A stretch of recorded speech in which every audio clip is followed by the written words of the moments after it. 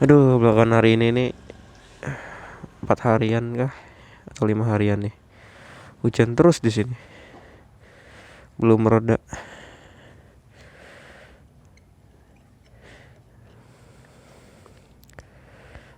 Jadi ya mau bikin video belum sempet.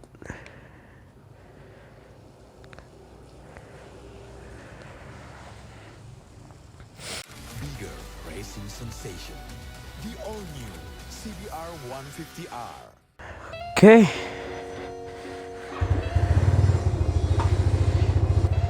Ya, langsung aja bismillahirrahmanirrahim.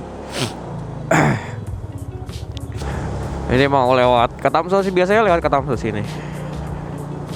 Waduh, anjir cuy.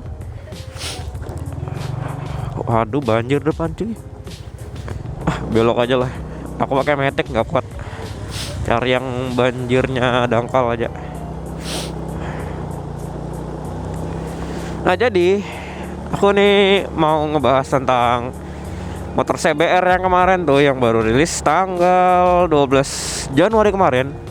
Itu Honda baru merilis motor Honda CBR 150R atau biasa disebut tuh K45R. Nah, itu desainnya bener-bener di luar dugaan sekali ya, bener-bener di luar dugaan. Ternyata lampu depan dan lampu belakangnya itu sama persis dengan yang dipakai CBR 250. Kalau dari detail yang aku lihat, dari foto, kemudian dari postingan-postingan media lainnya, itu benar-benar mirip banget dengan CBR 250 RR. Terus kemudian bagian spakbor depannya juga mirip-mirip dengan kakaknya CBR 250. Cuman bedanya dia di bawahnya itu agak sedikit apa sih namanya tuh? Sedikit panjang gitu, sedikit gondrong kalau kita bilang, agak sedikit gondrong. Tapi ya it's okay lah, nggak masalah lah ya kan. Karena toh menurutku dari dulu Honda tuh memang sudah kembar gitu, 150-nya dengan 250-nya. Dari yang CBR CBU itu yang tahun 2013 kalau tidak salah, itu CC 150 dengan CC 2,5-nya itu udah persis kan, yang mata satu itu masih. Kemudian yang lokalnya yang udah mata dua, nah itu masih persis tuh 150 dengan 250-nya yang satu silinder. Nah, cuman yang berbeda waktu saat produksi yang CBR 250R ini. Yang produksi kemarin dengan yang 250 dengan 150 itu beda desain. Nah, baru di 2021 ini disamakan desainnya. Nah jadi menurutku masih keren, masih aman-aman aja, nggak salah sih Honda ngedesain kayak gitu. Karena ya juga namanya satu pabrikan ya nggak masalah sih, kecuali beda pabrikan baru dipermasalahkan itu. Kalau satu pabrikan aja nggak apa-apa sih menurutku ya. Nah terus juga kemudian untuk dari desain full bodinya itu, kalau sekilas, kalau kalian lihatnya cuman mata lewat gitu doang, itu enggak tapi jelas ya itu CBR 150. Tapi kalau untuk membedakan dengan pastinya itu, kalian cukup lihat dengan simple dengan mata telanjang aja knalpotnya gitu. Knalpotnya kalau cuma lubang satu, berarti itu CBR 150. Tapi kalau knalpotnya keluarnya dua, jadi CBR 250. Terus juga kan suaranya pasti beda. Nah oke, nanti kita lanjut dulu cuy. Kayaknya belum diisi sih.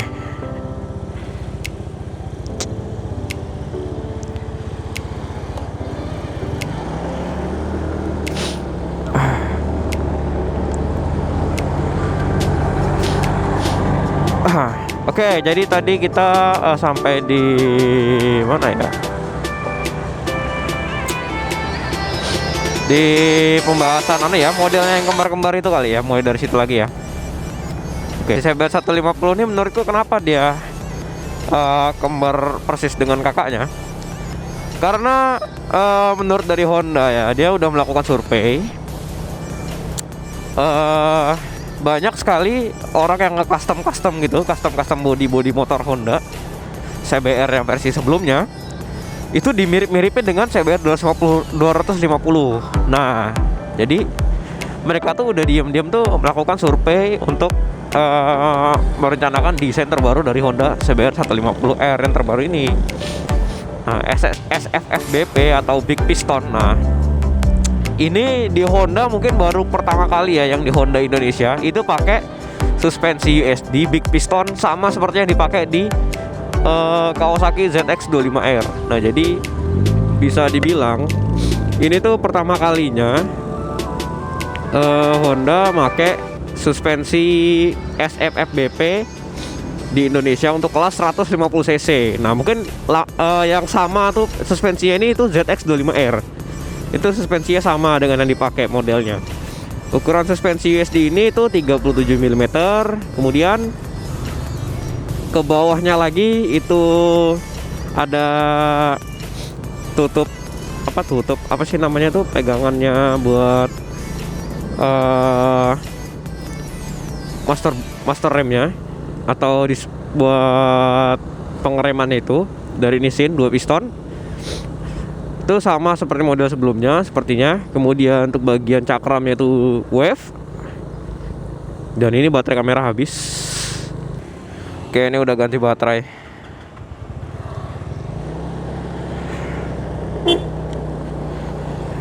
Oke. Tadi tuh habis ganti baterai sempat ada yang aneh nih. Kartu memori penuh. Kayaknya karena tadi itu SD-nya agak kendor sih. Jadi ya tulisannya begitu. Nih aku mau lurus aja. Nah, sampai di detail mana tadi ya? Detail disknya, disk wave-nya itu. Nah, di detail disknya itu dia bentuknya wave dan kemudian ada speed sensornya untuk yang ABS. Biar bisa baca ABS-nya ya. Jadi ada dua varian, ABS dan non ABS. Kemudian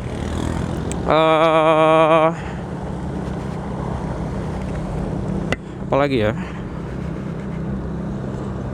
Waduh, lubangnya coy. Parah sih ini. Widih, gila. Lubangnya parah, sumpah.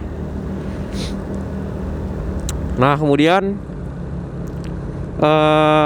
untuk di bagian bodinya, body fairingnya itu terdapat sedikit kayak ada lubang ram air, seolah-olah itu ram air gitu untuk di motor.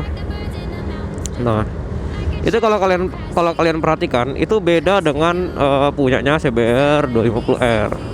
Nah, kalau diperhatikan beda, jelas beda. Mungkin mukanya aja yang sama gitu dengan lampu belakangnya. Tapi body fairing sampingnya beda. Itu seperti ada layar tertumpuk juga di situ. Seolah-olah dia punya dua bagian gitu, padahal cuma satu bagian aja. Kalau kalian perhatikan lagi itu, tangkinya itu kelihatannya bentuknya sudah lebih agresif atau lebih mantap lagi ya, lebih keren lagi menurutku, lebih padat. Nah, itu desainnya kalau kita lihat sekilas itu mirip juga dengan yang 250. Hanya saja berbeda di bagian bawahnya. Nah, dan juga beda bahan dari bentuk tangkinya. Kalau yang 250 tuh sebagian cover, sebagian lagi ori. Kalau yang di 150 ini full semuanya cover. Jadi di coverin atau dikasih tangki tandem gitu loh. Kayak anggapannya tuh bahan plastik lah, ditutupin bahan plastik mirip kayak R15. Tapi nggak masalah karena itu menurutku untuk melindungi tangki aslinya biar nggak baret-baret atau mungkin biar nggak bolong kalau ada amit-amit kejatuhan barang gitu. Nah, terus kemudian kapasitas tangkinya itu sendiri berkapasitas sekitar 12 literan, nggak banyak-banyak banget. Sama seperti versi sebelumnya 12 liter. Kemudian di bagian depan lagi, bagian kokpitnya itu bisa kalian lihat tuh speedometernya tuh menurutku nggak jauh beda, cuman beda warna. Tapi memang nggak jauh sih, nggak beda jauh, cuman warna doang dirubah gitu loh. Sama persis sih menurutku, bukan nggak beda jauh, tapi sama persis ya. Mohon maaf nih ralat ya, sama persis dengan versi sebelumnya, hanya dibedain bagian warnanya doang, jadi lebih colorful. Nah, kemudian untuk bagian stangnya masih apriop, atau biasa dibilang tuh stangnya masih di atas. Karena menurutku ya Honda masih mempertahankan desain yang nyaman seperti yang gue bilang di sebelumnya. Jadi Honda masih pengen motor 150 cc nya itu masih tetap nyaman gitu. Jadi nggak pengen motornya itu nunduk-nunduk kayak kebanyakan rivalnya. Dan artinya Honda masih konsisten dengan desain kenyamanan di kelas 150 cc nya. Terus pada bagian tengahnya, bagian joknya itu kelihatan lebih ramping di depan, lebar di belakang. Nah, artinya di sini memberikan kenyamanan untuk si rider, biar perjalanan jauh itu nggak pegel. Dan joknya pun bisa dibilang kelihatannya tuh kayak nyempuk ya. Kemudian pada bagian belakang lagi, nah bodi belakangnya itu beda dengan CBR 2,5 ya. Yang di sini itu dia nggak ada lubang depan nembus ke belakang gitu ya. Kalau yang CBR 2,5 tuh ada. Kalau yang ini enggak. Yang ini bener-bener full nutup gitu. Jadi lancip, kesannya gahar banget seperti motor-motor balap dari Honda gitu. Kemudian lanjut lagi di bagian jok belakangnya. Nah, menurutku di jok belakangnya ini kalau dilihat dari sekilas gitu atau dari foto ini, itu kelihatannya tampilannya tuh mantep banget, cocok banget dengan bodinya. Nah, menurutku tampilannya berubah atau enggaknya ya kelihatan aja sih berubah gitu, jelas. Terus kemudian kita bagian bawah nih, bagian kaki-kaki bawah itu kita lihat lagi di swing armnya masih pakai model yang lama. Kemudian untuk suspensinya itu suspensinya Showa juga ternyata, tapi dia nggak ada setelannya, jadi cuma ada preloadnya aja gitu. Kemudian untuk velgnya kalau kita perhatikan itu sama dengan desain velg seperti desain sebelumnya, nggak ada perubahan. Nah, lanjut. Kemudian apa lagi ya? Mungkin habis ini kita akan ngeliatin bagian varian-varian warnanya tuh warna apa aja ya. Nah, tapi sebelum kita ngeliatkan bagian varian warna-warnanya, itu just information, Honda CBR 150R ini di bulan Januari ini kalau nggak salah itu sudah didistribusikan di area Pulau Jawa.